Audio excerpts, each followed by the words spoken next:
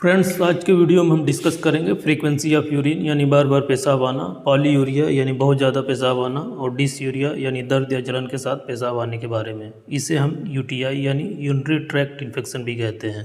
तो आज के वीडियो में हम बार बार पेशाब आने का कारण, लक्षण, जाँच और खासकर इलाज के बारे में बात करेंगे। सबसे पहले हम बात कर लेते हैं बार बार पेशाब आने के कारण के बारे में। Frequency of urine E coli नामक बैक्टीरिया से फैलता है जो सबसे ज़्यादा कॉमन होता है। सेकंड है फीमेल एनाटमी, यानी यह बीमारी महिलाओं में ज़्यादा कॉमन होता है क्योंकि फीमेल की यूरेथ्रा की लंबाई मेल के मुकाबले बहुत कम होती है, जिसकी वजह से बाहर से इन्फेक्शन फैलने का चांस ज़्यादा रहता है। नेक्स्ट है डायबिटिक पेशेंट, यानी जो शुगर के मरीज होते हैं उनको भी बार बार पेशाब आने की शिकायत रहती है।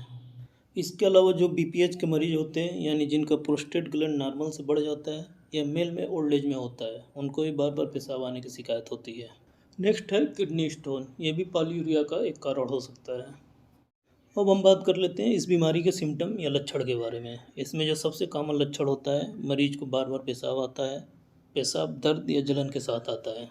अगर पेशाब की थैली खाली भी हो तो मरीज को लगता है कि पेशाब पूरी तरह से नहीं हुआ है, दोबारा फिर से जाना पड़ता है। इसके अलावा हीमेचूरिया की भी शिकायत होती है, यानी पेशाब के साथ साथ खून भी आने लगता है। पॉलीयूरिया, डिसयूरिया या यूटीआई को पता करने के लिए सबसे पहले यूरिन कल्चर करवाते हैं, जिससे पता चल जाता है किस बैक्टीरिया की वजह से इन्फेक्शन हुआ है। इसमें लोअर एब्डोमेन का यूएसजी करवाते हैं, जिससे बीपीएच का पता चल जाता है कि प्रोस्टेट ग्लैंड बढ़ा हुआ है कि नॉर्मल है। अगला है केयूबी, यानी किडनी, यूरेटर और ब्लैडर का एक्सरे करवाते हैं, जिससे पता चल जाता है कि इसमें टीबी की शिकायत तो नहीं है। इसके अलावा ब्लड शुगर का टेस्ट करवाते हैं कि पेशेंट डायबिटिक तो नहीं है, क्योंकि डायबिटिक पेशेंट को भी बार बार पेशाब आता है। अब हम बात कर लेते हैं इसके ट्रीटमेंट के बारे में। इसका ट्रीटमेंट दो तरह से करते हैं। पहला सपोर्टिव ट्रीटमेंट, दूसरा मेडिसिनल ट्रीटमेंट। सपोर्टिव ट्रीटमेंट में मरीज को पेय पदार्थ यानी लिक्विड डाइट की मात्रा बढ़ा देंगे, जैसे नारियल पानी वगैरह। विटामिन सी की मात्रा भी बढ़ा देंगे। विटामिन सी खट्टे फल में सबसे ज़्यादा मिलता है, जैसे नींबू, संतरा, कीवी वगैरह।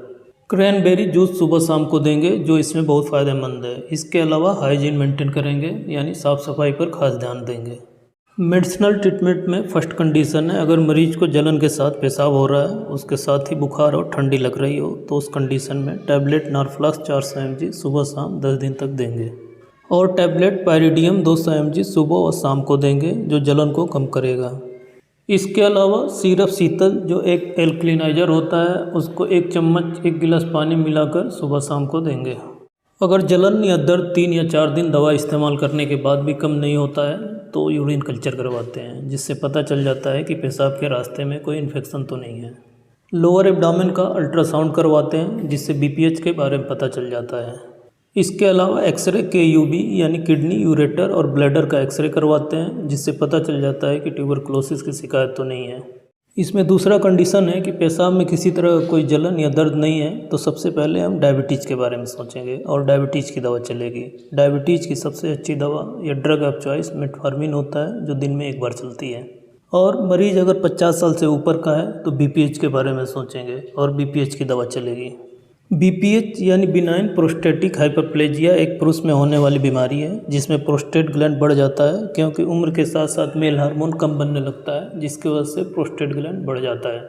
इसकी ड्रग ऑफ चॉइस या सबसे अच्छी दवा टैबलेट यूरिमैक्स है, जो रात में खाना खाने से पहले देते हैं।